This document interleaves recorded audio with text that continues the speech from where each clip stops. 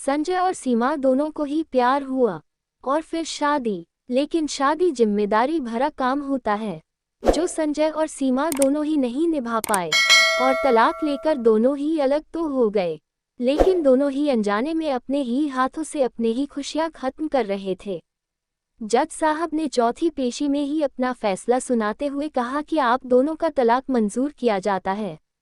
अब संजय और सीमा एक दूसरे से अलग हो चुके थे और वैसे भी दोनों के ही परिवार इस शादी से बिल्कुल भी खुश नहीं थे, क्योंकि संजय और सीमा ने लव मैरिज की थी और दोनों ही अलग अलग बिरादरी के थे और रिश्तेदारों में उनकी नाक भी कट चुकी थी।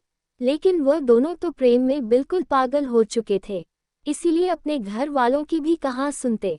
ये बात तब की है जब संजय और सीमा दोनों ही बालिग थे और दोनों ही एक अच्छी कंपनी में नौकरी करते थे और फिर एक साथ घूमने भी लगे और यहाँ तक कि एक दूसरे के घर पर भी जाने लगे। और न जाने संजय और सीमा को कब प्यार हो गया, उन्हें पता ही नहीं चला। फिर दोनों छुप छुप कर मिलने लगे और दोनों का प्यार बढ़ता ही चला गया। बात यहाँ तक आ गई कि एक दूसरे के बिना जीना मुश्किल होने लगा और वह दोनों जानते थे कि हम दोनों की बिरादरी भी अलग है और हमारी अरेंज मैरिज होना बहुत मुश्किल है। फिर संजय और सीमा ने कोर्ट मैरिज करने का फैसला किया और अपने कुछ दोस्तों को साथ ले जाकर कोर्ट में शादी कर ली। तभी शादी के बाद उन दोनों के वकील ने संजय और सीमा को अपना विजिटिंग कार्ड देते हुए कहा कि यह मेरा कार्ड रखो और कभी जरूरत पड़े तो मुझे याद जरूर करना। तभी संजय ने पूछा, अब हमें आपकी जरूरत क्यों पड़ेगी? वकील ने हंसते हुए कहा कि अक्सर हमारी जरूरत पड़ती है शादी के लिए कुंवारों को और शादीशुदा लोगों को तलाक करवाने के लिए। मैं दोनों ही काम करने में एक्सपर्ट हूँ। तभी संजय और सीमा वकील पर हंसने लगे, लेकिन उन्हें क्या पता था कि वकील को पूरा अनुभव होता है।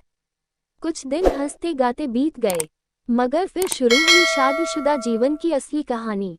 क्योंकि शादी से पहले प्रेम करना तो आसान होता है, मगर शादी के बाद प्रेम के साथ साथ जिम्मेदारियां को भी निभाना पड़ता है। अब रोज संजय और सीमा के बीच बेवजह झगड़ा होने लगा। सीमा ने गुस्से में संजय से कहा कि शादी से पहले तो तुम चांद सितारों की सैर करने की बातें क्या करते थे और अब बाजार से जरूरी सामान लाने के लिए भी तुम मना कर देते हो। और सीमा ने संजय से ये भी कहा कि शादी के बाद भी मैं ऑफिस में भी काम करती हूँ और फिर घर का भी सारा काम करती हूँ, मगर तुम ऑफिस से सीधा घर आते हो और बैग रखकर सीधा दोस्तों के यहाँ चले जाते हो, मगर तुमने कभी भी यह नहीं सोचा कि थोड़ी बहुत अपनी पत्नी की भी काम में हेल्प करवा दो। तभी संजय कहता है कि घर का काम करना एक औरत की जिम्मेदारी होती है और तुम्हें कोई तकलीफ है तो तुम नौकरी को ही छोड़ दो। सीमा कहती है कि संजय, अब तुम मुझे कहीं पर भी घूमने नहीं लेकर जाते और शादी से पहले तो तुम हर शाम को मुझे कहीं ना कहीं घुमाने लेकर जाते थे। इससे तो अच्छा हम कुंवारे ही अच्छे थे, तो तलाक ले लो। ये बात संजय ने सीमा से कही। तलाक की बात सुनते ही सीमा की आंखों में आंसू आ गए और गुस्से में सीमा भूखी ही अपने बेडरूम सोने चली गई और उस दिन संजय भी गुस्से में भूखा ही सो गया। और अगले दिन सुबह जल्दी सीमा अपना बैग तैयार कर रही थी। तभी संजय पूछता है कि कहाँ जा रही हो? तभी सीमा कहती है कि अब मुझे तुम्हारे साथ नहीं रहना।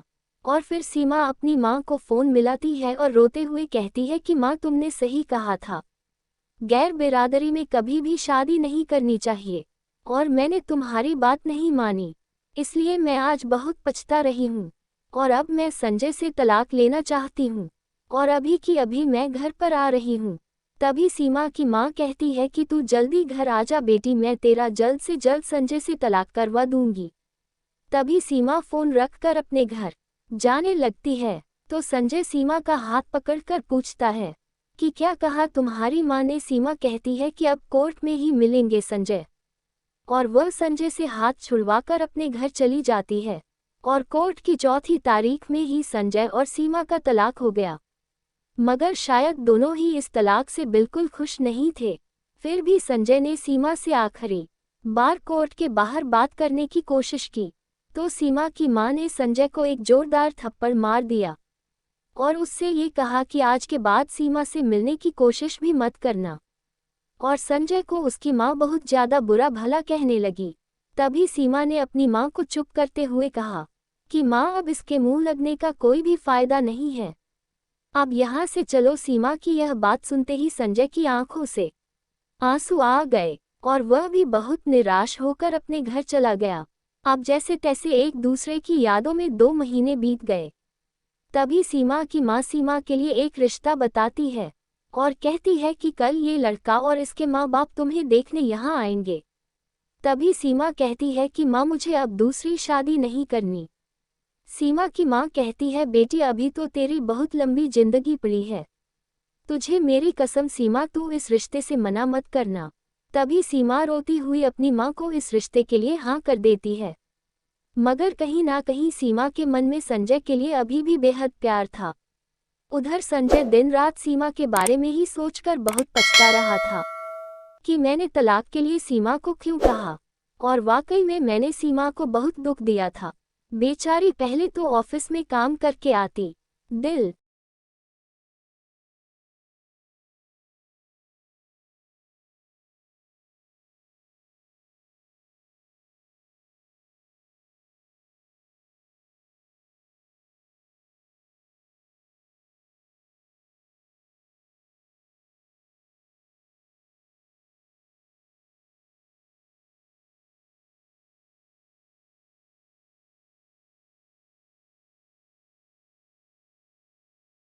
और फिर घर का सारा काम करती थी। वह ये सब सिर्फ मेरे लिए ही तो कर रही थी। ये सब सोचकर संजय बहुत रो रहा था। अगले दिन उसने किसी और के फ़ोन से सीमा को फ़ोन किया। तब सीमा फ़ोन उठाती है और हेलो कहती है। तभी संजय जल्दी जल्दी कहता है, हेलो सीमा, मैं संजय बोल रहा हूँ, प्लीज़ एक बार मेरी पूरी बात सुन लो। संजय की आवाज़ सुनते ही सीमा ने कहा, मुझे तुमसे कोई बात नहीं करनी, और आज मेरे लिए एक रिश्ता भी आया है, तो आज के बाद मुझे कभी भी फ़ोन मत करना। और फ़ोन कटते ही सीमा बहुत रोने लगती है। तभी उसकी माँ अंदर आ जाती है और सीमा को रोते हुए देखकर उससे पूछती है कि क्या हुआ, तुम क्यों रो रही हो। सीमा अपनी माँ को बताती है कि संजय का फ़ोन आया था और वह मुझसे कुछ कहना चाहता था, तभी मैंने फ़ोन काट दिया। माँ ने सीमा से कहा कि बेटी, तू चिंता मत कर, तेरी दूसरी शादी होते ही तेरे सारे दुख दूर हो जाएंगे। शायद सीमा की माँ को सीमा और संजय के प्यार की बिल्कुल भी कदर नहीं थी, क्योंकि वह पुराने जमाने की थी और उनकी नज़र में संजय एक नीच जाति का लड़का था। इसलिए वह तो खुद ही चाहती थी कि संजय और सीमा की तलाक हो जाए। अब अगले ही दिन सीमा को लड़के वाले देखने आ गए और सीमा को पसंद भी कर लिया। उधर संजय सीमा की दूसरी शादी के बारे में सोच सोच कर दिन रात तड़प रहा था, मगर वह करता भी क्या। सीमा तो उससे फ़ोन पर भी बात नहीं करती थी। अब संजय ने सोचा कि शायद सीमा ने मुझे बिल्कुल ही छोड़ दिया और वह मेरे बिना ही बहुत खुश है, इसलिए आज के बाद मैं उसे कभी भी फ़ोन नहीं करूँगा। तभी संजय अगले ही दिन अपने ऑफिस में जाता है और नौकरी के बचे हुए पैसे लेकर अपने बॉस को नौकरी छोड़ने के लिए कह देता है। तभी उसका बॉस पूछता है कि संजय, अब कहाँ नौकरी करोगे।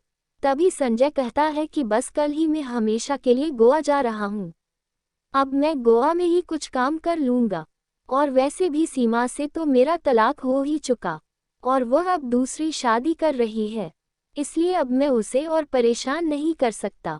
और बॉस, अगर सीमा कभी आपके ऑफिस में आए तो प्लीज़ उसे मेरी तरफ से सॉरी कह देना, क्योंकि अब वह मुझसे फ़ोन पर भी बात नहीं करना चाहती। और यह कहकर वह वहाँ से चला जाता है। अगले ही दिन सीमा की सगाई होने वाली थी, तो सुबह वह अपने ऑफिस में बॉस को सगाई में बुलाने के लिए फ़ोन करती है। तभी उसका बॉस सीमा से कहता है कि अच्छा हुआ सीमा, मेरे पास तुमने खुद फ़ोन कर लिया। कल मेरे पास संजय आया था, वह आज ही हमेशा हमेशा के लिए गोवा जा रहा है और मुझे ये कह कर गया है कि सीमा को मेरी तरफ से सॉरी कह देना, क्योंकि तुमने संजय का बिना बात के ही फ़ोन काट दिया था।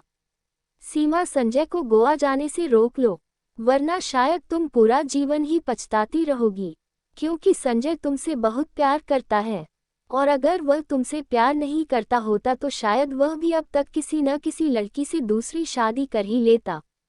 और सीमा, छोटी मोटी लड़ाई तो हर किसी इंसान के जीवन में होती ही रहती है। इसका यह मतलब नहीं कि वह सारे इंसान भी तलाक ले। अब सीमा, तुम्हारी मर्जी में फ़ोन रखता हूँ।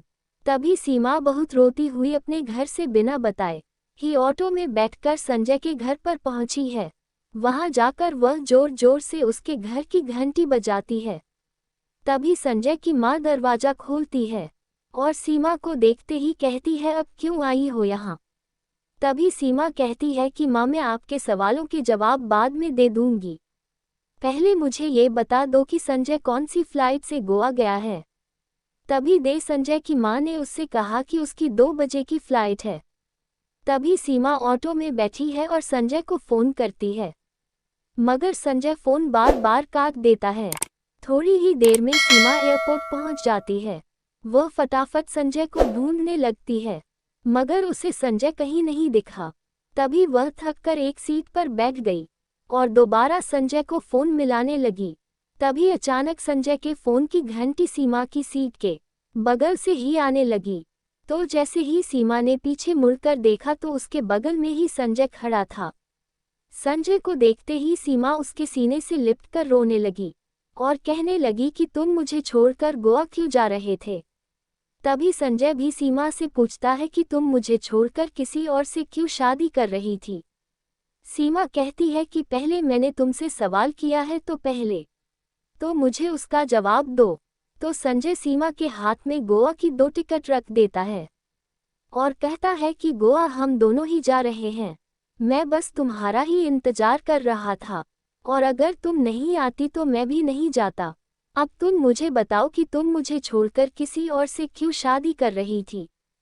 तभी सीमा कहती है कि संजय, मेरी माँ जबरदस्ती ही मेरी दूसरी शादी करवाना चाहती थी, मगर मैं तुमसे बहुत प्यार करती हूँ। Sanjay, I am sorry. तभी संजय कहता है कि सारी गलती मेरी है। सीमा में ही शादी के बाद बदल गया था, ना तुम्हें कहीं पर घुमाने लेकर जाता था और ना ही किसी काम में तुम्हारी कोई हेल्प करता था, जबकि तुम ऑफिस में भी काम करती थी और मैंने तुम्हें सीधा तलाक के लिए भी कह दिया था, इसलिए मैं तुमसे माफ़ी मांगता हूँ। सीमा, आई एम सॉरी। सीमा कहती है कि संजय, गलती तो हम दोनों की ही है, इसलिए सजा भी हम दोनों को ही मिलनी चाहिए। संजय पूछता है, तो बताओ हमारी सजा क्या होगी। तभी सीमा मुस्कुराते हुए कहती है कि हमारी सजा ये होगी कि हम दोनों को एक साथ गोवा घूमना पड़ेगा। और फिर उसी समय खुशी खुशी संजय और सीमा गोवा घूमने चले जाते हैं। अब उन दोनों को ही अपनी अपनी गलती का एहसास हो चुका था और कुछ ही दिनों में उन्होंने तलाक के पेपर फाड़कर एक मंदिर में जाकर पूरी रीति रिवाज के साथ दोबारा शादी कर लेते हैं।